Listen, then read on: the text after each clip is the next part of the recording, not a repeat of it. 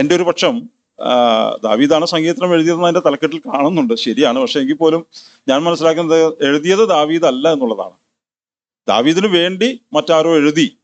ഞങ്ങൾ എന്ന പ്രയോഗം അതിനകത്ത് ഒത്തിരി കാണാൻ സാധിക്കും. സംഗീതത്തിനകത്ത് നിങ്ങൾ ശ്രദ്ധിച്ചാൽ നമുക്കത് കാണാൻ സാധിക്കും, ഞങ്ങൾ എന്ന പ്രയോഗം.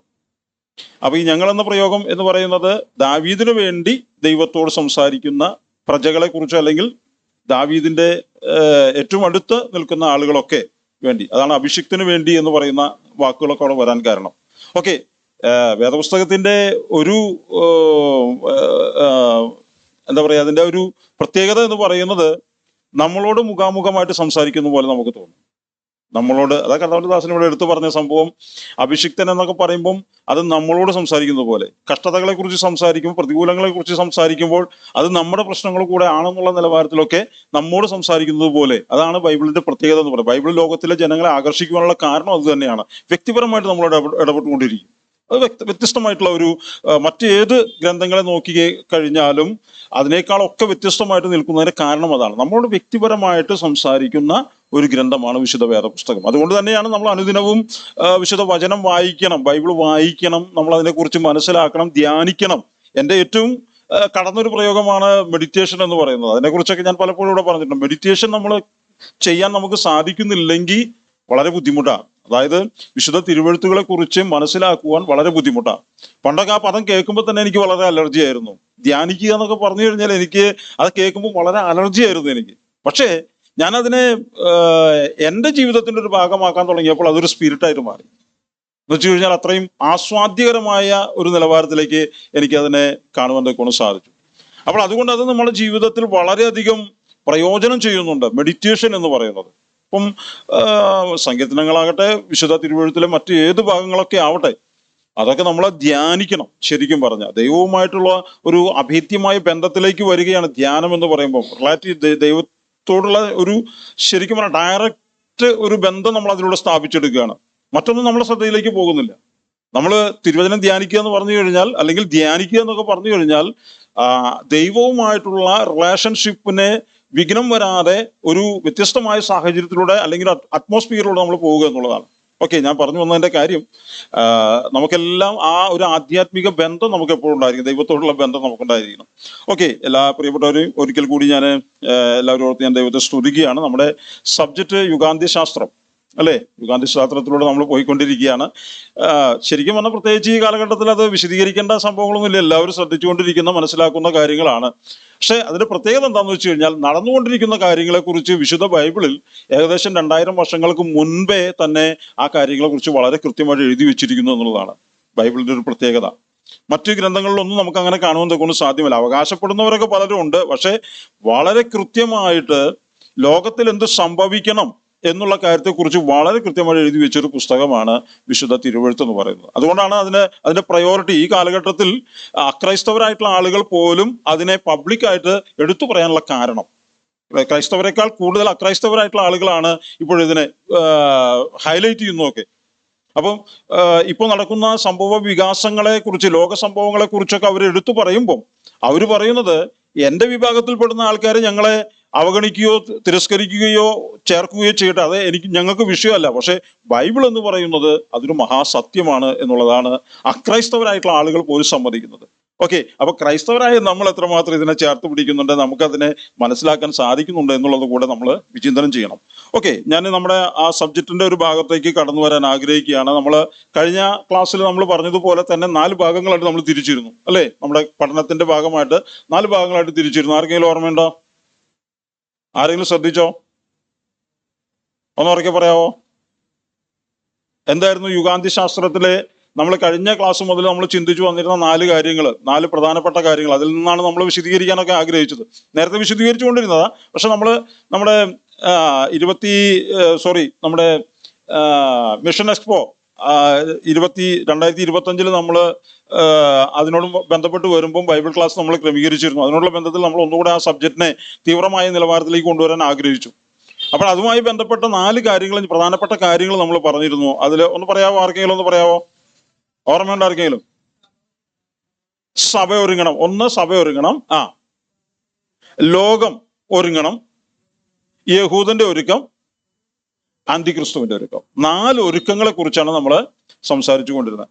അതിലെ സഭയുടെ ഒരുക്കത്തെ കുറിച്ച് നമ്മൾ കഴിഞ്ഞ ക്ലാസ്സിൽ, മുന്നത്തെ ക്ലാസ്സിലൊക്കെ നമ്മൾ കേട്ടിട്ടുണ്ട്. പക്ഷെ എങ്കിൽ ഒരിക്കൽ കൂടി നമ്മൾ കഴിഞ്ഞ പ്രാവശ്യം നമ്മൾ കേട്ടു സഭ ഒരുങ്ങണം എന്നുള്ളതാണ്. സഭ ഒരുങ്ങണം എന്ന് പറയുമ്പോൾ നമ്മൾ പ്രത്യേകിച്ച് എടുത്തു പറഞ്ഞ ഒരു കാര്യമുണ്ട്, ഡിനോമിനേഷൻ അല്ല എന്നുള്ള കാര്യത്തെക്കുറിച്ച്.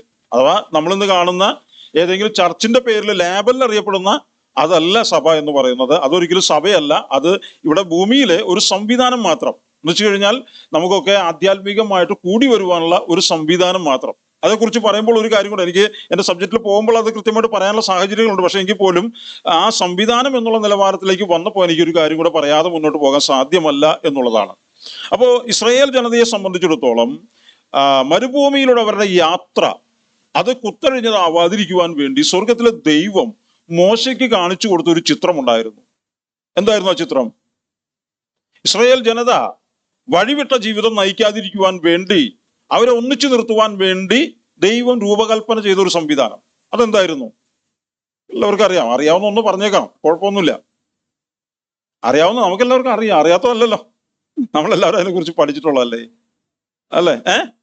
സമാഗമന കൂടാരം അല്ലേ? അതാണ് ദൈവം ഏറ്റവും ആദ്യം തനിക്ക് വേണ്ടി വേർതിരിക്കപ്പെട്ട ജനത മറ്റ് നിലവാരത്തിലേക്ക് പോകാതെ ദൈവത്തോട് ചേർന്ന് നിൽക്കുവാൻ വേണ്ടി ദൈവം രൂപകൽപ്പന ചെയ്ത ഒരു സംവിധാനം എന്ന് പറയുന്നത് സമാഗമന കൂടാരമായിരുന്നു. അപ്പൊ സമാഗമന കൂടാരത്തിന്റെ പ്രത്യേകത നമ്മൾ മനസ്സിലാക്കുമ്പോൾ, അതിനെക്കുറിച്ച് പഠിക്കുമ്പോൾ, നമുക്കറിയാം ലേവ്യ പുസ്തകത്തിലേക്ക് വരുമ്പോൾ പുറപ്പാട് പുസ്തകത്തിലൊക്കെ അതിനെക്കുറിച്ച് നമുക്ക് കാണാൻ സാധിക്കും. അതിൻ്റെ അകത്ത് കാണുന്നൊരു സംഭവമുണ്ട്. അവിടെ വിശദീകരിക്കുന്നത് ഏകദേശം 6 ലക്ഷം ആളുകള് മോശയോടും അഹരോനോടും കൂടെ മിസ്രൈമിൽ നിന്ന് പുറപ്പെട്ടു എന്നുള്ളതാണ്. പക്ഷേ അതിന്റെ മറ്റൊരു കണക്ക് പറയുന്നത് പുരുഷന്മാരെ മാത്രം, അഥവാ യുദ്ധസന്നദ്ധരായിട്ട് പുറപ്പെട്ടവരുടെ ഒരു കണക്കാണ് അവിടെ പറയുന്നത്. എന്നാൽ അവരുടെ കൂട്ടത്തെക്കുറിച്ച് ശരിക്കും പറയുന്നത് ഏകദേശം 25-30 ലക്ഷത്തോളം ആളുകൾ വരുന്നുണ്ടെന്നുള്ളതാണ്.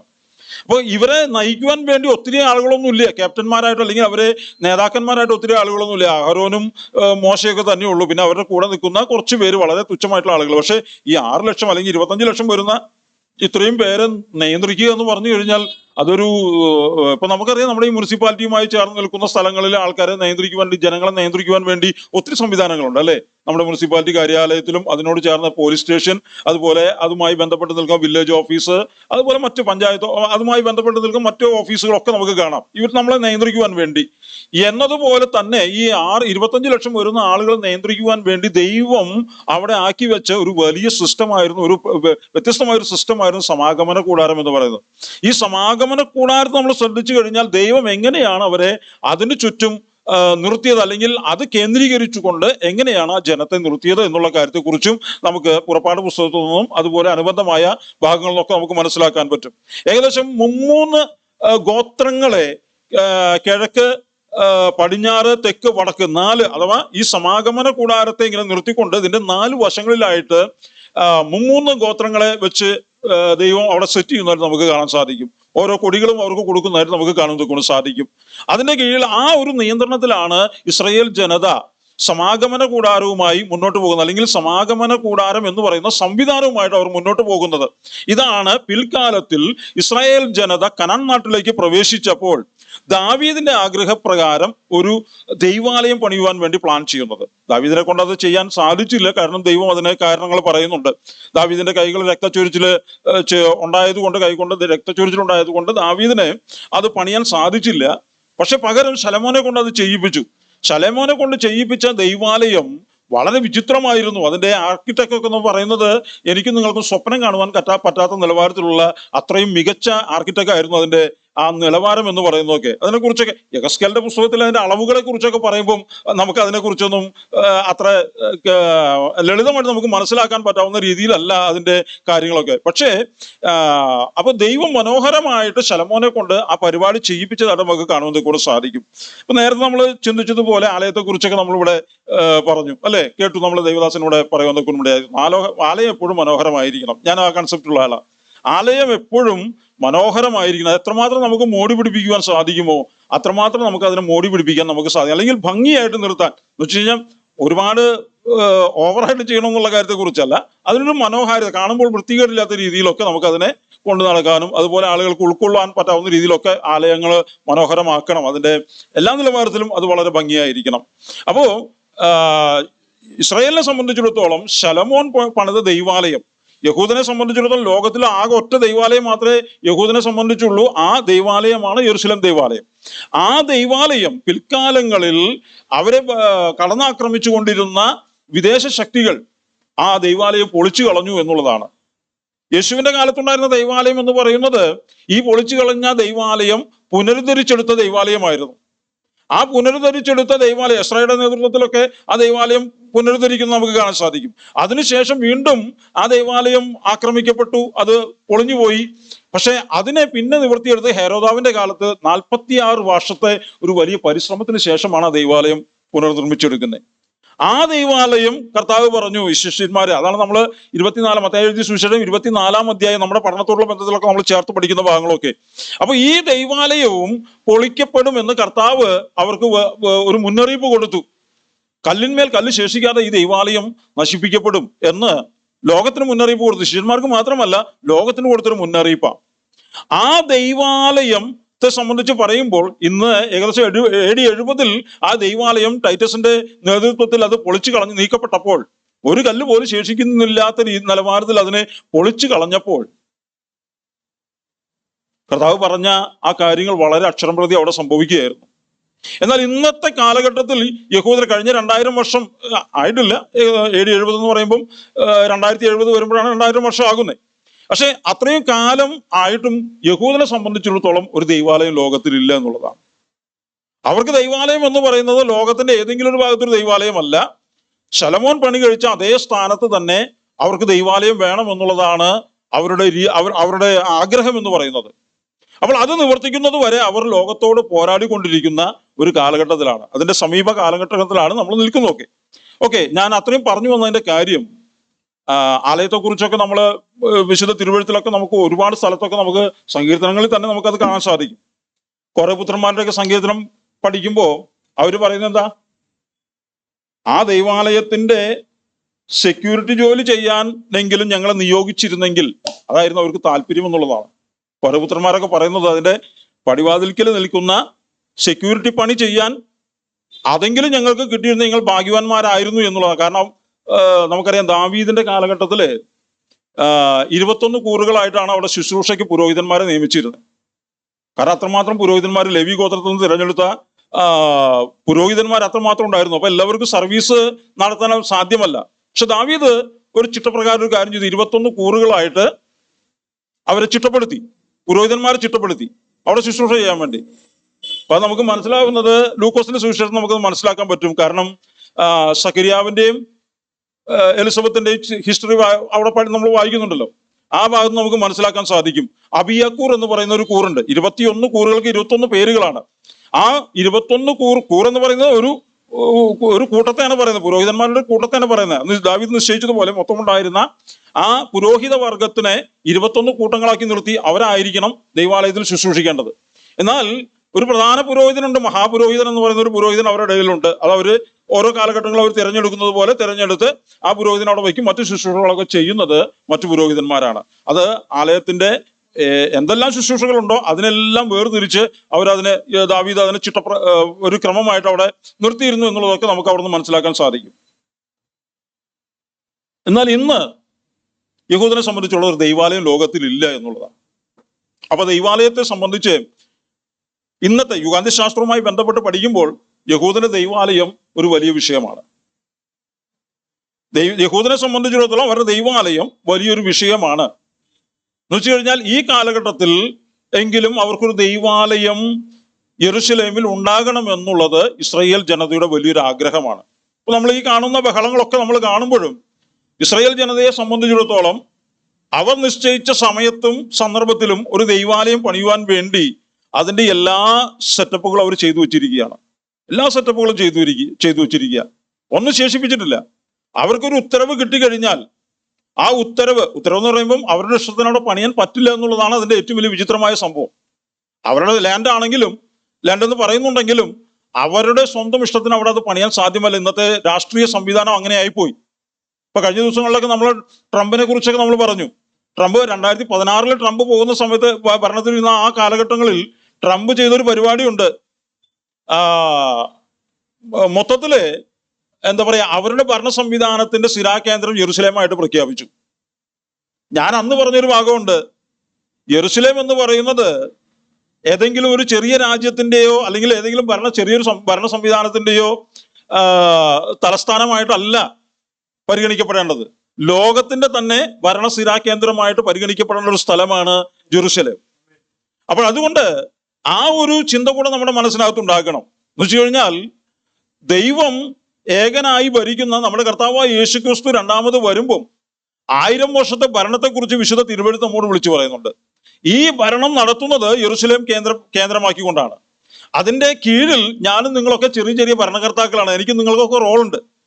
ഭാഗ്യമുണ്ടെങ്കിൽ ഞാനും നിങ്ങളൊക്കെ കർത്താവിന്റെ കൂട്ടത്തിൽ എടുക്കപ്പെടുന്നവരായി തീർന്നു കഴിഞ്ഞാൽ എനിക്ക് നിങ്ങൾക്കൊക്കെ അവിടെ റോളുണ്ട്. ഞാൻ പലപ്പോഴും എടുത്തു പറയുന്ന ഒരു ക്രിസ്തീയ വിശ്വാസിയുടെ പൊസിഷനെ കുറിച്ച് അവർക്ക് പലപ്പോഴും ധാരണയില്ല എന്നുള്ളതാണ് ഞാൻ പലപ്പോഴും പറയാറുള്ളത്. എടുത്തു പറയുന്ന സംഭവങ്ങളാണ്. നമ്മളിങ്ങനെ ഈ എന്താ പറയാ പ്രാർത്ഥനയ്ക്കൊക്കെ കടന്നു വരുമ്പോൾ, ആലയത്തിലേക്ക് കടന്നു വരുമ്പം അതിനെ കാണുന്നത്, ആ ഒരു അവസ്ഥയെ കാണുന്നത് തന്നെ ഒരു എന്താ പറയാ ഓഫ് മൂഡിലാണെന്ന് എനിക്ക് തോന്നുന്നത്. ഒരു സന്തോഷമില്ലായ്മ അല്ലെ. കുറെ നേരം ഇനി അവർ പറയുന്നത് കേൾക്കാതിരിക്കണം, അവിടെ പ്രാർത്ഥിക്കണം, ഇതൊക്കെ നമ്മുടെ മനസ്സിനകത്ത് വരുന്നത്. പക്ഷെ അങ്ങനെയല്ല. അതുകൊണ്ട് പുതിയ നിയമം നമുക്ക് വാഗ്ദത്തം തരുന്നതൊക്കെ നമുക്ക് ലഭിക്കുവാനുള്ള ആ തേജസ്സിനെ കുറിച്ചും അതിന്റെ അവസ്ഥകളെ കുറിച്ചും നമ്മളൊന്ന് മനസ്സിലാക്കിയിരുന്നെങ്കിൽ ഞാനും നിങ്ങൾ ഈ ഇരിക്കുന്ന ഇരിപ്പ് ഇരിക്കില്ല. ഇപ്പൊ ഞാൻ പറയട്ടെ, നമുക്ക് ഇപ്പോഴത്തെ ഈ സാഹചര്യത്തിൽ അടുത്ത ദിവസം എന്തെങ്കിലും നമ്മൾ ആഗ്രഹിക്കുന്ന തരത്തിൽ ഒരു ഭൗതിക നന്മ ലഭിക്കാനുള്ള സാധ്യത ഉണ്ടെന്ന് നമ്മൾ മനസ്സിലാക്കി കഴിഞ്ഞാൽ എന്തായിരിക്കും നമ്മുടെ മാനസിക വികാരം? എങ്ങനെയായിരിക്കും അല്ലെ? നമ്മൾ എങ്ങനെയായിരിക്കും? ഇപ്പം ചെറിയ തോതിൽ ഞാൻ പറയാം. ഇന്നിപ്പോ നമ്മുടെ വീട്ടില് ഡിന്നർ നടക്കാമെന്ന് വിചാരിക്കാം. ഒരു ഡിന്നറിന് ഓഫറായി നമ്മുടെ വീട്ടില്. ആ ഡിന്നറിന് ഓഫറായി കഴിഞ്ഞാൽ നമ്മുടെ ഓരോരുത്തരുടെ ഹൃദയത്തിൽ ഒത്തിരി പ്ലാനുകൾ വരും അല്ലെ. നമ്മുടെ സജഷനൊക്കെ നമ്മളവിടെ പറയും, നമുക്ക് കുഴിമന്തി മതി, അല്ലെങ്കിൽ എന്താ പറയാ ചിക്കൻ റോൾ, അങ്ങനെയുള്ള സംഭവങ്ങളൊക്കെ അല്ലെ. ഓരോരുത്തരുടെ ആഗ്രഹങ്ങൾ അനുസരിച്ച് അല്ലെ. നോക്കിയേ, ഇത്ര നേരം ഇരുന്ന മൂടല്ല നമ്മുടെ മുഖത്ത്, വ്യത്യാസം വന്നു അല്ലെ. അപ്പൊ ഞാൻ പറഞ്ഞതിന്റെ കാരണം നമുക്ക് എന്താണോ ആ സംഭവത്തെ കുറിച്ചുള്ള ധാരണ, അപ്പൊ നമ്മുടെ ഈ ക്രിസ്തീയ ജീവിതത്തിൽ നമുക്ക് ലഭിക്കുവാൻ പോകുന്ന സൗഭാഗ്യങ്ങളെ കുറിച്ചുള്ള ധാരണ നമുക്കുണ്ടാകണം. അപ്പോഴാണ് ആ സന്തോഷം നമുക്ക് ലഭിക്കുന്നത്. ആ സന്തോഷം നമുക്ക് ലഭിക്കണമെങ്കിൽ ഞാനും നിങ്ങളും ആയിരിക്കുന്ന പൊസിഷനെ കുറിച്ച് നമ്മൾ മനസ്സിലാക്കണം. ഓക്കെ, അപ്പൊ ഇവിടെ ഒരു 1000 വർഷത്തെ ഭരണം നടക്കുവാനുള്ള ഒരു സംവിധാനം നമ്മുടെ കർത്താവായ യേശുക്രിസ്തു രാജാവായിട്ട് വാഴുന്ന, നീതിയോടെ ഭരിക്കുന്ന 1000 വർഷത്തെ ഒരു ഭരണം ഇവിടെ നടക്കുന്നുണ്ട്. അതിന്റെ ഭാഗങ്ങളായിട്ട് ഞാനും നിങ്ങളൊക്കെ ഉണ്ടാകും. ഞാൻ അങ്ങനെ വിശ്വസിക്കണം. നിങ്ങൾ എല്ലാവരും ആ കൂടുതലുള്ള, ഞാനും ഉൾപ്പെടെ ആ കൂടുതലുണ്ടാവും. ദൈവം നമുക്കൊക്കെ ഓരോ പ്രവിശ്യകൾ കൽപ്പിച്ച് തന്നിട്ടുണ്ടാവും. അതിന്റെ പ്രത്യേകത ഞാൻ എടുത്തു പറയാറുള്ള സംഭവങ്ങളാണ്. ഇന്ന് രാഷ്ട്രീയ കക്ഷികളൊക്കെ നമ്മെ ഭരിക്കുന്നുണ്ടെങ്കിൽ നമ്മൾ ഓരോ ആവശ്യങ്ങൾക്ക് വേണ്ടി, നമ്മുടെ ആവശ്യങ്ങൾക്ക് വേണ്ടി സർക്കാർ ഓഫീസുകളിലേക്കും അതുപോലുള്ള ആവശ്യങ്ങൾക്കൊക്കെ വേണ്ടി നമ്മൾ പല ആവശ്യങ്ങൾക്ക് വേണ്ടി നമ്മൾ കഷ്ടപ്പെടുമ്പോഴൊക്കെ നമ്മൾ ചിന്തിക്കുന്ന ചില ചിന്തകളുണ്ട് അല്ലെ. നമുക്ക് സ്വാതന്ത്ര്യത്തോടു കൂടി ഇത് ലഭിക്കാനുള്ള സൗകര്യം ഉണ്ടായിരുന്നെങ്കിൽ നന്നായേനെ എന്നൊക്കെ നമ്മൾ പലപ്പോഴും ഷാജിബ്രദറെ, നമ്മുടെ ഷോപ്പുമായി ബന്ധപ്പെട്ട പല കാര്യങ്ങളും, നമ്മുടെ BBC മിഷനുമായി ബന്ധപ്പെട്ട പല കാര്യങ്ങളും അല്ലെ, ഇങ്ങനെയൊക്കെ വരുമ്പം നിയമം കൊണ്ട് നമ്മളെ ബ്ലോക്ക് ചെയ്യുമ്പോഴൊക്കെ ഉണ്ടാകുന്ന പ്രശ്നങ്ങൾ, നീതി ലഭിക്കാത്ത സന്ദർഭങ്ങളൊക്കെ. പക്ഷേ യേശുക്രിസ്തുവിന്റെ ഭരണത്തെക്കുറിച്ച് പറഞ്ഞു, ഒരു രാജാവ് നീതിയോടെ വാഴും. അന്ന് സംഭവിക്കാൻ പോകുന്നത് ദൈവമക്കൾക്ക് മാത്രമല്ല കേട്ടോ, തെറ്റിദ്ധരിച്ചു പോകരുത്. ഈ 1000 വർഷത്തെ ഭരണത്തിനകത്ത് നീതി ലഭിക്കാൻ പോകുന്നത് ദൈവമക്കൾക്ക് മാത്രമല്ല. ദൈവമക്കളുടെ പൊസിഷൻ അന്ന് ഭരണകർത്താവിനോട് കൂടെ ആയിരിക്കും. മന്ത്രി പദവികളോ അല്ലെങ്കിൽ അതുപോലെയുള്ള പദവികളൊക്കെ ആയിരിക്കും. എനിക്കറിയില്ല ശമൂവേലെ ആരായിരിക്കും എന്ന് എനിക്ക് അറിഞ്ഞുകൂടാ. ദൈവം ഏത് പൊസിഷനിലാണ് ശമൂവേലിനെ വെക്കുന്നത്, മീഡിയയുടെ കൺട്രോൾ മൊത്തം ശമൂവേലിനെ ഏൽപ്പിക്കുന്നത് എനിക്ക് അറിഞ്ഞുകൂടാ. പക്ഷെ എങ്കിൽ പോലും ഞാൻ പറയുന്നത്, ഇതൊക്കെ ഓരോ ഡിവിഷനുകളും ഓരോരുത്തരെ ദൈവം ഏൽപ്പിക്കാൻ സാധ്യതയുണ്ട്. അങ്ങനെയാണ് അതിന്റെ സംവിധാനം കെടുക്കുന്നത്. നമ്മൾ ഉദ്ദേശിക്കും, നമ്മൾ ഒരു എന്താ പറയാ, ഒരു ആത്മനിർഭരന്റെ അനുഭവത്തിലൂടെ നമ്മൾ എന്തെങ്കിലും ഇമാജിൻ ചെയ്യുന്നത് പോലെ അല്ലാതെ ശരിക്കും ഈ ഭൂമിയിൽ 1000 വർഷത്തെ ഒരു ഭരണം എന്ന് പറയുന്നത് ഒരു വ്യത്യസ്തമായ തലമാണത്. അപ്പോൾ ആ കാര്യത്തെക്കുറിച്ച്, ആ പൊസിഷനെ കുറിച്ച് നമ്മൾ മനസ്സിലാക്കാതെ നമ്മുടെ ക്രിസ്തീയ ജീവിതം നമ്മൾ മുന്നോട്ട് പോകുമ്പം നമുക്കൊന്നും മനസ്സിലാകുന്നില്ല. അതാണ് അതിന്റെ പ്രശ്നം. ഓക്കെ, അപ്പൊ ഈ ദൈവാലയത്തെ കുറിച്ച് പറയുമ്പോൾ വളരെ വിവാദം നിറഞ്ഞു നിൽക്കുന്ന ഒരു സംഭവമാണത് ഈ കാലഘട്ടത്തിൽ. അപ്പൊ യഹൂദന്റെ ഒരുക്കം എന്ന് പറയുമ്പോൾ ഞാൻ ആ ഒരു സബ്ജക്റ്റിലേക്ക് മാത്രം, ഇന്നത്തെ ഒരു ക്ലാസ് ആ ഒരു സബ്ജക്റ്റിലേക്ക് മാത്രം ഞാൻ കോൺസെൻട്രേഷൻ ചെയ്യാൻ ആഗ്രഹിക്കുകയാണ്. അപ്പോൾ ഈ ദൈവാലയത്തിന്റെ പ്രത്യേകത എന്ന് പറയുന്നത്, അവർ പണിയുവാനുള്ള എല്ലാ സെറ്റപ്പുകളും ചെയ്തു വെച്ചു. അപ്പോ ലോക നേതാക്കന്മാരുടെ ഒരു അനുമതി അവർക്ക് ലഭിച്ചു കഴിഞ്ഞാൽ അവർ ആ ദൈവാലയം അവിടെ പണിയുമെന്നുള്ളതാണ്. പക്ഷേ അതിന് ഇന്നത്തെ രാഷ്ട്രീയമായിട്ടുള്ള പ്രശ്നങ്ങൾ ഒരുപാട് പ്രശ്നങ്ങളുണ്ട്. അതിൽ വലിയൊരു പ്രശ്നമാണ് ഇതിനോട് ചേർന്ന് നിൽക്കുന്ന, ഈ ലാൻഡിനോട് ചേർന്ന് നിൽക്കുന്ന ഒരു പള്ളിയെ കുറിച്ചൊക്കെ പറയുന്നത്. നിങ്ങളൊക്കെ കേട്ടു, അലക്സ എന്ന് പറയുന്ന ഒരു പള്ളിയെ കുറിച്ച് നിങ്ങൾ കേട്ടിട്ടുണ്ടോ? അതിന്റെ അതിന്റെ ഭരണകേന്ദ്രം, അതിന്റെ ഭരണ ചുമതല അല്ലെങ്കിൽ അതുമായി ബന്ധപ്പെട്ട് നിൽക്കുന്നതൊക്കെ ഇസ്ലാം മതവിഭാഗവുമായി ബന്ധപ്പെട്ട് നിൽക്കുന്ന സംഭവങ്ങളാണ്. അപ്പൊ അതിനെക്കുറിച്ച് ശരിക്കും ആളുകള് ശരിയായ നിലവാരത്തിൽ ബോധവാന്മാരാണെങ്കിൽ പോലും ഇന്നത്തെ രാഷ്ട്രീയ സംവിധാനം അതിനെ സമ്മതിക്കുന്നില്ല എന്നുള്ളതാണ്. കാരണം ഇസ്രായേൽ ജനത്തിന് വേണ്ടി ദൈവം കൊടുത്ത ദൈവാലയത്തിന്റെ അളവ് എന്ന് പറയുന്നത് വളരെ കൃത്യമാണ്. നമുക്കൊക്കെ അളവുകളൊക്കെ വായിക്കുമ്പോഴൊക്കെ വളരെ ബുദ്ധിമുട്ടാണ്, അല്ലെ? നമുക്ക് ഏറ്റവും കൂടുതൽ പ്രശ്നം ഉണ്ടാക്കുന്ന ഒരു സംഭവം, ബൈബിൾ വായിക്കുമ്പോൾ ബുദ്ധിമുട്ടുണ്ടാക്കുന്ന ഒരു സംഭവം, ഒന്ന് ഇതിനകത്ത് കൊടുത്തിരിക്കുന്ന അളവുകൾ, അല്ലെ? വലിയ പ്രശ്നം ഉണ്ടാക്കും, നമുക്ക് വായിക്കാൻ തോന്നിപ്പിക്കാത്ത രീതിയിൽ. രണ്ട് എന്ന് പറയുന്നത് വംശാവലികൾ. ഇതൊക്കെ വംശാവലികളൊക്കെ വായിക്കുമ്പോൾ നമുക്ക് താല്പര്യം വരും. എപ്പോഴാണെന്നറിയോ? നമ്മുടെ പേര് അതിനകത്ത് ഉണ്ടെങ്കിൽ, ആ വംശാവലിക്കകത്ത് നമ്മുടെ പേര് അതിനകത്ത് ചേർത്തിട്ടുണ്ടെങ്കിൽ എല്ലാ ദിവസവും എഴുന്നേറ്റ് ആ ഭാഗമെങ്കിലും ഒന്ന് വായിക്കും. കാരണം നമ്മുടെ പേര് അതിനകത്ത് ഉണ്ടല്ലോ എന്നുള്ള ആ ഒരു സന്തോഷം കൊണ്ട്. പക്ഷെ നമ്മുടെ പേര് അതിനകത്ത് ഇല്ലാത്തത് കൊണ്ട് നമ്മൾ പലപ്പോഴും അത് വായിക്കാനൊന്നും വലിയ ഇൻട്രസ്റ്റ് കാണിക്കുന്നില്ല. അപ്പൊ ഞാൻ പറഞ്ഞതിന്റെ കാര്യം, ഇവിടെ വംശാവലിയെ കുറിച്ച് പഠിക്കുമ്പോഴും അതുപോലെ ഇതുപോലെ അളവുകളെ കുറിച്ച് പഠിക്കുമ്പോഴൊക്കെ നമ്മൾ ഒത്തിരി കാര്യങ്ങളെ കുറിച്ച് അതിനകത്ത് മനസ്സിലാക്കാനുണ്ട്. അപ്പം വെളിപ്പാട് പുസ്തകം 11-ാം അധ്യായത്തിലേക്ക് നമ്മൾ വരുമ്പോൾ, വെളിപ്പാട് പുസ്തകം 11-ാം അധ്യായം,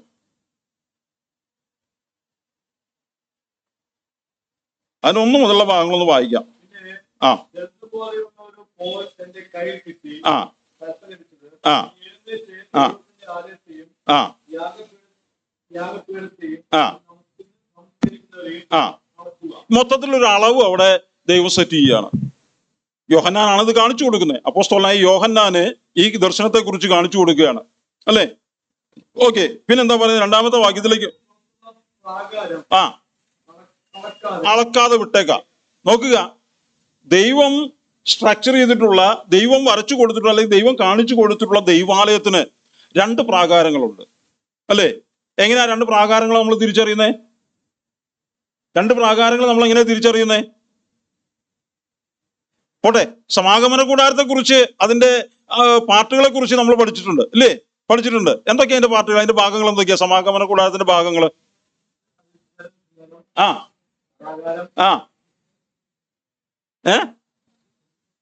ആ ഇവിടുന്ന് തിരിച്ചാ പറഞ്ഞ. അപ്പം എങ്ങനെ പറഞ്ഞാലും കുഴപ്പമൊന്നുമില്ല. പ്രാകാരം, വിശുദ്ധ സ്ഥലം, അതിവിശുദ്ധ സ്ഥലം, ഇങ്ങനെ മെയിൻ ആയിട്ട് 3 പാർട്ടുകളാണ്. പക്ഷെ 4-മതൊരു പാർട്ട് കൂടെ ഉണ്ട്, പുറത്തെ പ്രാകാരം. പ്രാകാരം കൂടാതെ പുറത്തെ പ്രാകാരം എന്ന് പറയുന്ന ഒരു ഭാഗം കൂടെ സമാഗമന കൂടാരവുമായി ബന്ധപ്പെട്ടുണ്ട്. അതെന്തിനാന്ന് വെച്ച് കഴിഞ്ഞാൽ, ആ കാലഘട്ടങ്ങളിൽ ദൈവം ആരെ തിരസ്കരിക്കുന്നില്ല എന്നതിന്റെ വലിയൊരു തെളിവാട്ടാവും. അതുകൂടെ നമ്മൾ മനസ്സിലാക്കണം. ദൈവത്തിന് മുഖപക്ഷമില്ല, ദൈവം ആരെയും തിരസ്കരിക്കുന്നില്ല. നമ്മൾ ലോകത്തോട് സുവിശേഷം വിളിച്ചു പറയുമ്പോൾ ഗോത്രങ്ങൾ നോക്കാതെ, ഭാഷകൾ നോക്കാതെ, വംശങ്ങൾ നോക്കാതെ എല്ലാവരെയും ദൈവം ഒരുപോലെ ഉൾക്കൊള്ളുന്നു, സ്നേഹിക്കുന്നു എന്നുള്ളതിന്റെ ഒരു വലിയ തെളിവ് നമുക്ക് അവിടെ കാണുന്നത് കൊണ്ട് സാധിക്കും. അപ്പോൾ പുറത്തെ പ്രാകാരത്തിന്റെ പ്രത്യേകത, അകത്തെ പ്രാകാരത്തിനകത്ത് യഹൂദന്മാർക്ക് പ്രവേശിക്കാം, വിശ്വാസികൾക്ക് പ്രവേശിക്കാം. യഹൂദന്മാരായ വിശ്വാസികൾക്ക് അകത്തെ പ്രാകാരത്തിലേക്ക് പ്രവേശിക്കാം. വിശുദ്ധ സ്ഥലത്ത് പുരോഹിതന്മാർ ശുശ്രൂഷ ചെയ്യുന്ന സ്ഥലമാണ്. എന്നാൽ അതിവിശുദ്ധ സ്ഥലം എന്ന് പറയുന്നത് മഹാപുരോഹിതൻ ആണ്ടിലൊരിക്കൽ ചെല്ലുന്ന ഒരു സ്ഥലമാണ്. ഇതിനെക്കുറിച്ച് നമുക്കറിയാം, അല്ലെ? മഹാപുരോഹിതൻ ആണ്ടിലൊരിക്കൽ ചെല്ലുമ്പം അവിടെ ശുശ്രൂഷിക്കേണ്ട ഒരു സന്ദർഭമുണ്ട്. ആണ്ടിലൊരിക്കലാണ് മഹാപുരോഹിതൻ ആ ശുശ്രൂഷയുള്ളൂ. ആ ശുശ്രൂഷ, ബാക്കിയുള്ള ശുശ്രൂഷകളൊക്കെ വിശുദ്ധ സ്ഥലത്താണ് നടക്കുന്നത്, അതിവിശുദ്ധ സ്ഥലത്തല്ല. അതിവിശുദ്ധ സ്ഥലത്താണ് ബാക്കിയുള്ള ദിവസങ്ങളിലൊക്കെ ശുശ്രൂഷകൾ നടക്കുന്നത്.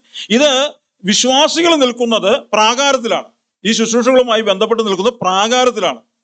അത് കഴിഞ്ഞാൽ പിന്നെ കാണുന്ന പുറത്തെ പ്രാകാരം എന്ന് പറയുന്നത് പുറമേ നിന്ന് വരുന്നവർക്കാണ്. എന്ന് വെച്ച് കഴിഞ്ഞാൽ യഹൂദന്മാരല്ലാത്തവർക്കോ അല്ലെങ്കിൽ യഹൂദ മതാനുസാരികളായിട്ട് വരുന്നവർക്കോ ദൈവം നിശ്ചയിച്ചിട്ടുള്ള ഒരു പരിധിയാണ്. കാരണം അവർക്ക് ഇവിടെ കടന്നു വന്നു കഴിഞ്ഞാൽ ഇതിലെ മുഴുവൻ കാര്യങ്ങൾ അവർക്ക് ഉൾക്കൊള്ളാൻ സാധ്യമല്ല. അപ്പൊ അവർക്ക് പുറത്ത് ഒരു ബൗണ്ടറി വെച്ചിട്ടുണ്ട്, അതാണ് അവർക്ക് കൊടുത്തിരിക്കുന്ന സ്ഥലം. ഇവിടെ വെളിപ്പാട് പുസ്തകം 11-ാം അധ്യായത്തിൽ നമ്മൾ വായിക്കുമ്പോൾ ദൈവാലയത്തിന്റെ അളവുകൾ കൃത്യമായിട്ട് അവിടെ തീരുമ്പോൾ ബാക്കി കാണുന്ന, അഥവാ ഇന്ന് തർക്കത്തിൽ എടുക്കുന്ന ഈ സ്ഥലത്തെക്കുറിച്ച് നമുക്ക് മനസ്സിലാക്കാൻ സാധിക്കുന്നത്, വിശുദ്ധ വേദപുസ്തകം നമ്മോട് വിളിച്ചു പറയുന്ന അനുസരിച്ച് ആ സ്ഥലം, അതായത് ഇന്ന് അലസ്ക എന്ന് പറയുന്ന ഈ മോസ്ക് നിൽക്കുന്ന, അതുമായി ബന്ധപ്പെട്ട് നിൽക്കുന്ന അതിർത്തി തർക്കം പറയുന്ന ആ സ്ഥലം എന്ന് പറയുന്നത് വിശുദ്ധ തിരുവെഴുത്ത് 2000 വർഷങ്ങൾക്ക് മുമ്പ് അന്ന് എഴുതി വെച്ചൊരു സംഭവമാണ്. അത് അളക്കാതെ വിട്ടേക്ക്. അത് ജാതികൾക്ക് കൊടുത്തിരിക്കുന്നതാ. ഈ ജാതികൾക്ക് കൊടുത്തിരിക്കുന്നു നമ്മൾ പറയുമ്പോൾ തന്നെ കൃപായുഗത്തെ കുറിച്ച് നമ്മൾ പഠിക്കണം. ജാതികളുടെ കാലം തികയുന്നത് വരെ എന്ന പ്രയോഗം വിശുദ്ധ തിരുവെഴുത്തിൽ നമുക്ക് കാണുന്നത് കൊണ്ട് സാധിക്കും. ദാനിയേലിന്റെ പുസ്തകം നമ്മൾ പഠിച്ചപ്പോൾ അതൊക്കെ നമ്മൾ മനസ്സിലാക്കിയിട്ടുണ്ട്. വെളിപ്പാട് പുസ്തകത്തിലേക്ക് വരുമ്പോഴും ഇതിനോടുള്ള ബന്ധത്തിൽ യുഗാന്തിശാസ്ത്രവുമായി ബന്ധപ്പെട്ട സാഹചര്യം നമുക്ക് അതിനെക്കുറിച്ച് പഠിക്കുവാനുണ്ട്. അപ്പോ ഇവിടെ നമ്മൾ മനസ്സിലാക്കണം, ഈ പ്രാകാരം എന്ന് പറയുന്ന സ്ഥലം അത് ജാതികൾക്ക് വേണ്ടി ദൈവം കൊടുത്തിരിക്കുന്നതാണ്. അപ്പൊ യഹൂദനെ സംബന്ധിച്ചിടത്തോളം അവൻ എന്ത് വില കൊടുത്തും ആ ദൈവാലയം പണിതിരിക്കും. ആ ദൈവാലയവുമായി സംബന്ധിച്ച മറ്റു കാര്യങ്ങളെ കുറിച്ചാണ് 13-ാം അധ്യായത്തിലും അതുമായി ബന്ധപ്പെട്ട മറ്റു കാര്യങ്ങളൊക്കെ നമുക്ക് കാണുന്നത് കൊണ്ട് സാധിക്കുന്നത്. അപ്പൊ നോക്കുക, ഈ ദൈവാലയം യഹൂദൻ പണിയും എന്നുള്ള കാര്യത്തിൽ സംശയമില്ല. പക്ഷെ അവരുടെ ദൈവം അവർക്ക് കൊടുത്ത നിബന്ധനകൾക്കനുസരിച്ച് അവിടെ ആരാധന നടത്തണമെന്നുള്ളതാണ്. അത് ഞാനും നിങ്ങളും കാണുന്ന സർവീസ് ഒന്നുമല്ല. ഞാനും നിങ്ങളും മനസ്സിലാക്കിയിട്ടുള്ളതോ അല്ലെങ്കിൽ ഞാനും നിങ്ങളും ആരാധിക്കുന്നത് പോലെയുള്ള ആരാധനകളൊന്നും അല്ല അവിടെ നടക്കേണ്ടത്. അവിടെ നടക്കേണ്ട ആരാധന ന്യായപ്രമാണത്തിലൂടെ ദൈവം അവരോട് പറഞ്ഞിരിക്കുന്ന നിലവാരത്തിൽ അവർക്ക് അതിനെ നടത്തണമെന്നുള്ളതാണ്. അങ്ങനെ നടത്തണമെന്നുണ്ടെങ്കിൽ മഹാപുരോഹിതൻ ഉൾപ്പെടെ അവിടെ എല്ലാ സർവീസിനും എല്ലാവരും ഒരുങ്ങേണ്ടതുണ്ട്. അപ്പൊ ഇന്നത്തെ ചരിത്രം നമ്മൾ അവരെ കുറിച്ച് പഠിച്ച് നമ്മൾ മനസ്സിലാക്കുമ്പോൾ യഹൂദ ജനവിഭാഗം ഈ ആധുനിക കാലഘട്ടത്തിൽ അതിനൊന്നും ഒരുക്കിയെടുക്കാൻ അവൾ വളരെ പാടുപെടുന്നുണ്ടെന്നുള്ളതാണ്. ഞാൻ പറഞ്ഞു വരുന്നത്, കർത്താവായ യേശു ക്രിസ്തുവിന്റെ 2ാമത്തെ വരവുമായി ബന്ധപ്പെട്ട് നമ്മൾ ചിന്തിക്കുമ്പോൾ യഹൂദൻ എങ്ങനെയാണ് ഒരുങ്ങുന്നത് എന്നുള്ള കാര്യത്തെ കുറിച്ചാണ് ഞാൻ പറഞ്ഞു വരുന്നത്. നിങ്ങൾക്കത് അല്ല ദൈവാലയത്തെ കുറിച്ച് പറയുവാനോ പുരോഹിതന്മാരെ കുറിച്ച് പറയാൻ സർവീസുകളെ കുറിച്ച് പറയുവാൻ വേണ്ടിയല്ല. പക്ഷെ യഹൂദൻ എങ്ങനെയാണ് യേശു ക്രിസ്തുവിന്റെ 2ാമത്തെ വരവുമായി ബന്ധപ്പെട്ട് ഒരുങ്ങുന്നത്? അവരുടെ മതപരമായ കാര്യങ്ങളിൽ അവർക്കൊരു ദൈവാലയം അവിടെ പണിയേണ്ടതുണ്ട്. ദൈവാലയം പണിതാൽ പോരാ, ദൈവാലയം പണിത് കഴിഞ്ഞാൽ അവിടെ ആരാധന സർവീസ് നടക്കണം. സർവീസ് നടക്കണമെങ്കിൽ അവർക്ക് ദൈവം കൊടുത്തിട്ടുള്ള അവരുടെ പൂർവ്വ കൽപ്പനയായിരിക്കുന്ന ന്യായപ്രമാണം അനുസരിച്ചുള്ള നിലവാരത്തിൽ തന്നെ അത് അവിടെ ചെയ്യണം. അങ്ങനെ ചെയ്യുമ്പോൾ ഒരു പുരോഹിതൻ, മഹാപുരോഹിതൻ ഉൾപ്പെടെയുള്ളവർ അവർ ധരിക്കേണ്ടതായിട്ടുള്ള വസ്ത്ര സംവിധാനങ്ങളെ കുറിച്ച് ലേവ്യ പുസ്തകത്തിൽ നമുക്ക് കൃത്യമായിട്ട് കാണുന്നത് കൊണ്ട് സാധിക്കും. അവരുടെ അവർ ഉപയോഗിക്കുന്ന വസ്ത്രം എന്ന് പറയുന്നത് ഒരു വ്യത്യസ്ത നിലവാരത്തിൽ തയ്ച്ചെടുക്കുന്ന വ്യത്യസ്ത രീതിയിലുള്ള ഒരു വസ്ത്രമാണ് ദൈവം അവർക്ക് കൽപ്പിച്ചു കൊടുത്തിരിക്കുന്നത്. അതിന്റെ മുകളിൽ എന്തൊക്കെ പിടിപ്പിക്കണം, എന്തെല്ലാം കാര്യങ്ങൾ വേണമെന്നുള്ള കാര്യത്തെക്കുറിച്ചും ലേവ്യ പുസ്തകത്തിൽ വളരെ സ്പഷ്ടമായിട്ട് പറഞ്ഞിട്ടുണ്ട്. ഒരു പുരോഹിതനെ എങ്ങനെയാണ് ആരാധന സംബന്ധമായ നിലവാരത്തിൽ തിരഞ്ഞെടുക്കേണ്ടത്, അവൻ എങ്ങനെയാണ് ആരാധനയ്ക്ക് വേണ്ടി ഒരുങ്ങേണ്ടത്, എങ്ങനെയാണ് അവന്റെ നിലവാരമാകേണ്ടത് എന്നുള്ള കാര്യത്തെക്കുറിച്ച് ലേവ്യ പുസ്തകത്തിൽ വളരെ കൃത്യമായിട്ട് പറഞ്ഞിട്ടുണ്ട്. പക്ഷേ ഈ കാലഘട്ടത്തിൽ നമ്മൾ എത്തി നിൽക്കുമ്പോൾ, യേശുക്രിസ്തുവിന്റെ 2ാമത്തെ വരവുമായി ബന്ധപ്പെട്ട് ഈ കാലഘട്ടത്തിൽ നമ്മൾ എത്തി നിൽക്കുമ്പോൾ ഒരു യഹൂദനെ സംബന്ധിച്ചിടത്തോളം അവൻ ആ കാര്യങ്ങളിലെല്ലാം ഏകദേശം അവർ അതിന്റെ ഫൈനലിലാണ് അവർ നിൽക്കുന്നത്. എന്ന് വെച്ച് കഴിഞ്ഞാൽ അവർ ആരാധനയ്ക്ക് വേണ്ടി ഉപയോഗിക്കുന്ന പുരോഹിതന്മാരുടെ, മഹാപുരോഹിതൻ ഉൾപ്പെടെയുള്ളവരുടെ ആ ആരാധനാ വസ്ത്രങ്ങൾ അതുവരെ അവർ നിർമ്മിച്ചെടുക്കുമ്പോൾ അതിനൊക്കെ ഒത്തിരി അവർ കഷ്ടപ്പെടുന്നുണ്ട്. ലേവ്യ പുസ്തകത്തിൽ കാണുന്നത് പോലെ തന്നെ അതിനെ വിചിത്രമായ രീതിയിൽ തന്നെ അതിനെ പണിതെടുക്കേണ്ടതുണ്ട്. ആ വസ്ത്രത്തെ നെയ്തെടുക്കേണ്ടതുണ്ട്. അത് നെയ്തെടുക്കുമ്പോൾ അന്നത്തെ കാലഘട്ടത്തിൽ അവർക്ക് ലഭിച്ചിരിക്കുന്ന മെറ്റീരിയലുകൾ അന്നത്തെ കാലത്ത് തന്നെ വളരെ പ്രയാസത്തോടു കൂടിയാണ് ആ മെറ്റീരിയലൊക്കെ അവർ സംഘടിപ്പിച്ചിരുന്നത്. എന്നാൽ ഈ കാലഘട്ടത്തിൽ അതേ മെറ്റീരിയൽ കിട്ടാൻ വളരെ ബുദ്ധിമുട്ടാണ്. അതവരെ പലതും നേടിയെടുത്തതൊക്കെ അവരുടെ ആ ചരിത്രത്തിൽ നിന്നൊക്കെ അല്ലെങ്കിൽ അവരുടെ ആ ഭാഗത്തു നിന്നൊക്കെ പറയുമ്പോൾ അതിനെക്കുറിച്ച് പഠിക്കുമ്പോൾ മനസ്സിലാക്കുന്നത് ആഴക്കടലിൽ വരെ പോയിട്ട് അവർക്ക് പലതും കഷ്ടപ്പാടുകൾ, അതിന്റെ ബുദ്ധിമുട്ടുകളൊക്കെ നേരിട്ടുകൊണ്ട് അതിനെ പ്രതിരോധിച്ചുകൊണ്ടും ഒക്കെ ആഴക്കടലിൽ നിന്ന് പലതും എടുത്തുകൊണ്ടേണ്ടി വന്നിട്ടുള്ള സാഹചര്യത്തെ കുറിച്ചാണ് മനസ്സിലാക്കാൻ സാധിക്കുന്നത്. അപ്പൊ മനസ്സിലാക്കുക, ഈ പുരോഹിത വൃന്ദത്തെ ഒരുക്കിയെടുക്കുന്ന അല്ലെങ്കിൽ ആരാധനയ്ക്ക് വേണ്ടി ഒരു യഹൂദൻ ഒരുങ്ങുമ്പോൾ എന്നെ പോലെ നിങ്ങളെപ്പോലെ അല്ല. അവർ അവരുടെ കാര്യങ്ങളിൽ യാതൊരു തരത്തിലും വിട്ടുവീഴ്ചയ്ക്ക് തയ്യാറല്ല എന്നുള്ളതാണ്. അപ്പൊ ആഴക്കടലിൽ നിന്ന് അവർ വലിച്ചെടുക്കുന്ന അവർ കൊണ്ടുവരുന്ന സാധനങ്ങൾക്ക് കോടിക്കണക്കിന് രൂപയുടെ വില വരുന്നു. കണ്ടാൽ നിസ്സാരമായിട്ട് നമുക്കേ തോന്നുള്ളൂ. പക്ഷെ കോടിക്കണക്കിന് രൂപയുടെ മൂല്യമുള്ള വസ്തുക്കളാണ് ഒരു യഹൂദന്റെ ആരാധനക്രമവുമായി സംബന്ധിച്ച് അവർ ഉപയോഗിക്കുന്ന പുരോഹിതന്മാർ ഉപയോഗിക്കുന്ന വസ്ത്രത്തിൽ ചാർത്തേണ്ട സാധനങ്ങൾ എന്ന് പറയുന്നത്. അപ്പോ ആ കാര്യങ്ങളെ കുറിച്ച് നമ്മൾ മനസ്സിലാക്കുമ്പോൾ അവരെത്രമാത്രം ഈ കാലഘട്ടത്തിൽ ജാഗരൂകരായിരിക്കുന്നു എന്നുള്ളത്, നമ്മുടെ കർത്താവായ യേശു ക്രിസ്തുവിന്റെ രണ്ടാമത്തെ വരവുമായി ബന്ധപ്പെട്ട് എത്രമാത്രം അവർ ഒരുങ്ങിയിരിക്കുന്നു എന്നുള്ളതാണ്. എന്നാൽ പറയട്ടെ, അവർ ഈ ഏകദേശം ആ കാര്യങ്ങളൊക്കെ അവർ ഒരുങ്ങി നിൽക്കുകയാണ്. ആ ഭാഗം നിങ്ങൾ വായിച്ച്, പുറപ്പാട് പുസ്തകവും ലേവ്യ പുസ്തകവും വായിച്ചു കഴിഞ്ഞാൽ നിങ്ങൾക്ക് ഏകദേശം മനസ്സിലാക്കാൻ പറ്റും എങ്ങനെയാണ് അവര് സമാഗമന കൂടാരം നിർമ്മിച്ചെടുത്തതും അതുപോലെ തന്നെ അവിടെ ശുശ്രൂഷിക്കുന്ന പുരോഹിതന്മാർക്ക് വേണ്ടുന്ന അതിന്റെ വസ്ത്രങ്ങളെ തയ്യാറാക്കിയെടുത്തതും എന്നൊക്കെ നമുക്ക് ലേവ്യ പുസ്തകത്തിൽ മനസ്സിലാക്കാം, പുറപ്പാട് പുസ്തകത്തിൽ നമുക്ക് മനസ്സിലാക്കാൻ സാധിക്കും. മിക്കവാറും അവർ ഉണ്ടാക്കിയെടുത്തത് പിരിച്ച പഞ്ഞിനൂല് കൊണ്ടാണ്. പിരിച്ച പഞ്ഞിനൂല്, അത് അങ്ങനെ തന്നെ ചെയ്യണമെന്നുള്ളതാണ് അവരെ നിഷ്കർഷിക്കുന്നത്. അങ്ങനെ തന്നെ അവർ ചെയ്തു വെച്ചു എന്നുള്ളതാണ്. അപ്പോ ഒരു പുരോഹിതൻ ഉപയോഗിക്കേണ്ടതല്ല ശ്രേഷ്ഠമായ ഒരു വസ്ത്രം ഉണ്ടാക്കിയിട്ട് അതിന്റെ സൂക്ഷിപ്പ് സ്ഥലത്ത് അവർ സൂക്ഷിച്ചു വെച്ചപ്പം അതിനെക്കുറിച്ച് വിശദീകരിച്ചു കൊടുക്കുന്ന വ്യക്തികൾ അതിനെക്കുറിച്ച് പറഞ്ഞ് മനസ്സിലാക്കുമ്പോൾ പറയുന്നത്, ഒരു പുരോഹിത വസ്ത്രത്തിന് മില്യൺ കോടിക്കണക്കിന് രൂപ ചെലവ് കഴിച്ചിട്ടാണ് ഒരു വസ്ത്രം തയ്യാറാക്കിയിരിക്കുന്നത്. ഇന്നത്തെ കാലഘട്ടത്തിൽ നമ്മുടെ പുരോഹിതന്മാരെ എത്രമാത്രം അത്ര വില കൂടിയ വസ്ത്രങ്ങളാണ് പലരും ഉപയോഗിക്കുന്നത്. അത് ശരിയല്ല എന്നുള്ളതല്ല ഞാൻ പറയുന്നത്. എനിക്കറിയാം, ഞാൻ കേട്ടിട്ടുണ്ട്, എനിക്ക് അറിവില്ലെങ്കിലും ഞാൻ കേട്ടിട്ടുണ്ട്, ഒരു പഠനം കഴിഞ്ഞ് പുറത്തേക്ക് വരുന്ന ഒരു അച്ഛൻ അല്ലെങ്കിൽ എന്താ ചെമ്മാച്ചൻ അല്ലേ, ആ ഒരു പട്ടണത്തിലേക്ക് വരുമ്പം അവർക്ക് വേണ്ടുന്ന ഒരു സർവീസിലേക്കൊക്കെ വേണ്ടി വരുന്ന വസ്ത്രങ്ങളൊക്കെ, അല്ലെങ്കിൽ അതിനുവേണ്ടി ഒരുങ്ങുന്ന വ്യക്തിക്ക് വേണ്ടി ഒരുങ്ങുന്ന ഒരു പുരോഹിത വസ്ത്രം അത് കൈക്കലാക്കണമെങ്കിൽ എനിക്ക് അതിന്റെ എത്ര രൂപ മൂല്യം ഉണ്ടെന്ന് എനിക്ക് അറിഞ്ഞുകൂടാ, പക്ഷെ വലിയ ചെലവുണ്ടെന്നുള്ള കാര്യം എനിക്ക് മനസ്സിലായിട്ടുണ്ട്. അപ്പോ ഇസ്രായേലിനെ സംബന്ധിച്ചിടത്തോളം ഒരു പുരോഹിത വസ്ത്രം അത് അതിൻ്റെതായ നിലവാരത്തിൽ ചിട്ടപ്പെടുത്തി എടുക്കണമെന്നുണ്ടെങ്കിൽ കോടിക്കണക്കിന് രൂപ വിലമതിക്കുന്നുണ്ടെന്നുള്ളതാണ്. അതിന്റെ പുറകിൽ അതിന് എഫർട്ടുകളുണ്ട്. അതുകൊണ്ടാണ്. അപ്പോ യേശുക്രിസ്തുവിന്റെ രണ്ടാമത്തെ വരവുമായി ബന്ധപ്പെട്ട് യഹൂദൻ ഒരുങ്ങിക്കൊണ്ടിരിക്കുകയാണ്. ഞാൻ അതിന്റെ മുഴുവൻ ഭാഗങ്ങളിലേക്ക് പോയിട്ടില്ല. നമുക്കറിയാം, നമ്മുടെ കർത്താവ് യേശുക്രിസ്തു പറഞ്ഞ സ്റ്റേറ്റ്മെന്റ് മത്തായി സുവിശേഷത്തിൽ നമുക്ക് കാണാം, ലൂക്കോസിന്റെ സുവിശേഷത്തിൽ കാണാം, മർക്കോസിന്റെ സുവിശേഷത്തിൽ നമുക്ക് കാണാം. ഇവിടെയൊക്കെ പറയുന്നത്, നമ്മുടെ കർത്താവായ യേശുക്രിസ്തു പറയുന്നത്, അത്തിയെ നോക്കി ഒരു ഉപമ പഠിപ്പിൻ, അല്ലേ? എന്നെ വളരെ ചിന്തിപ്പിച്ച സമയം കഴിഞ്ഞു. അപ്പം ഇതിന്റെ ബാക്കി ഒരു പാർട്ട് കൂടെ, കുറച്ചുകൂടെ ഭാഗങ്ങളുണ്ട്. കുറച്ചുകൂടെ ആ ഭാഗങ്ങൾ നമുക്ക് അടുത്ത ക്ലാസ്സിലേക്ക് മാറ്റി വയ്ക്കാൻ ആഗ്രഹിക്കുന്നത്. ഞാൻ ഇന്ന് തീർക്കണം എന്ന് വിചാരിച്ചാൽ, പക്ഷെ 4 ക്ലാസ്സുകളിലായിട്ട് അത് മുഴുവൻ തീർക്കാമെന്ന് ഞാൻ പ്രതീക്ഷിച്ചതാ. പക്ഷെ കുറച്ചുകൂടെ ഭാഗങ്ങൾ അതുമായി ബന്ധപ്പെട്ട് പറയുവാനുള്ളത് കൊണ്ട് നമുക്ക് അടുത്ത ക്ലാസ്സിലേക്ക് നമുക്കത് മാറ്റി വയ്ക്കാം. അപ്പൊ പുരോഹിത വസ്ത്രത്തിന്റെ ഭാഗം വരെയാണ് നമ്മൾ ഇന്ന് ഈ ക്ലാസ്സിൽ പറഞ്ഞു നിർത്തിയിരിക്കുന്നത്. അതുമായി ബന്ധപ്പെട്ട മറ്റു പല കാര്യങ്ങൾ കൂടെ നമുക്ക് അടുത്ത ക്ലാസ്സിലേക്ക് മാറ്റി വയ്ക്കാൻ ആഗ്രഹിക്കുന്നു. അതിനായിട്ട് ദൈവം നമ്മെ സഹായിക്കട്ടെ.